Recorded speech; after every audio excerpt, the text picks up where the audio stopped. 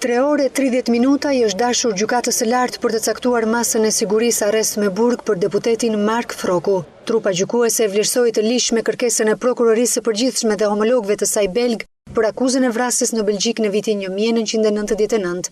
Deputeti Mark Froku, teksa ka lënë gjykatën e lartë rreth orës 16:36 minuta, me prangën në duar dhe i shoqëruar nga forca policie, dha këtë koment për gazetarët. Ndërgjegjen time jam shumë i pastër, drejtësia le të bëjë punën e vet.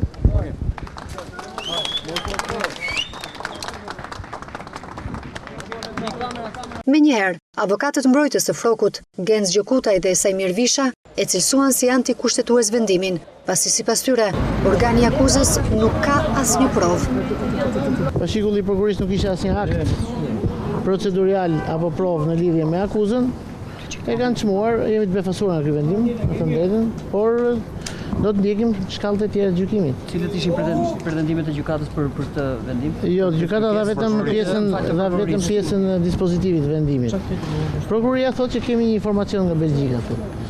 Me këtë ndalimi ka qenë absolutisht i paligjshëm dhe arrestin burg për një masë, domethënë që është vetëm një masë e përjashtuar. Ne apat më tej do të jetim gjykatë kushtetuese, besoj do të jetë ajo që do vlerësoj të ligjshëm këtë lloj vendimi. Nuk ka asnjë provë fare. Çfarë do t'i kërkoni gjykatës kushtetuese? Paligjshmërinë ose antikushtetueshmërinë të këtij vendimi. Kur Kuvendi i Shqipërisë i jep autorizim për një vepër penale, nuk mund të ndalohet deputeti për 2 vepra penale ku nuk ka autorizim.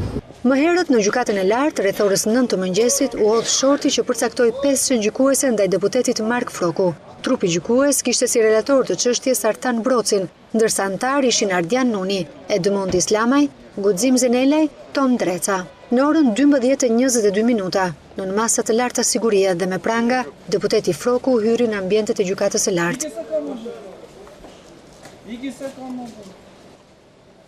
Kjo ishte hera e dytë brenda një jave që deputeti Mark Froku gjendet përballë kolegjit penal të gjykatës së lartë, pas akuzave për kallëzim të rem në çështjen Ndoshi. Kësaj radhe deputeti Froku akuzohet për vrasje të kryer në Belgjik, ndërsa në Shqipëri për akuzën e pastrimit të parave dhe refuzimit për të deklaruar pasurinë.